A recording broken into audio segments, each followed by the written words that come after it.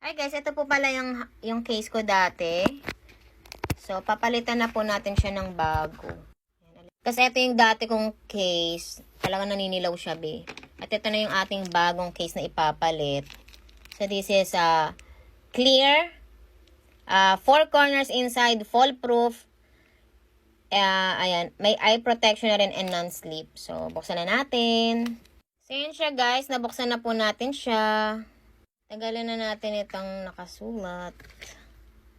And ayan po siya guys. Hindi po ito naninilaw guys. Most ng nabibili nating case guys, naninilaw po siya. Pero ito hindi po. Tapos meron pa po siya ditong ano guys. Ayan, pang-protect sa camera natin. Para if ever na mabagsak, hindi mababasag. Ayan guys, ayan yung gilid niya. Ito po pagka yung ordinary ano lang talagang naninilaw po siya. So ngayon, iba, gagamitin na po natin siya.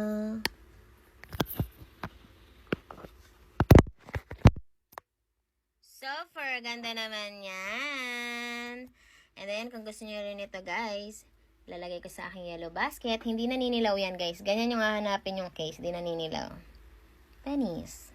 Guys, may nakalagay pala dito. Sabi dito, please peel off the films before using it. So, may tatanggalin pa pala tayo dito. Hindi ko napansin. And guys, tanggalin na muna pala natin yung plastic dini. Ayan. Panis. So, ayun. Pwede na natin gamitin. And, ayun na siya, guys. Ayan, kung gusto nyo rin po nito, guys, hindi nangangalawang na case.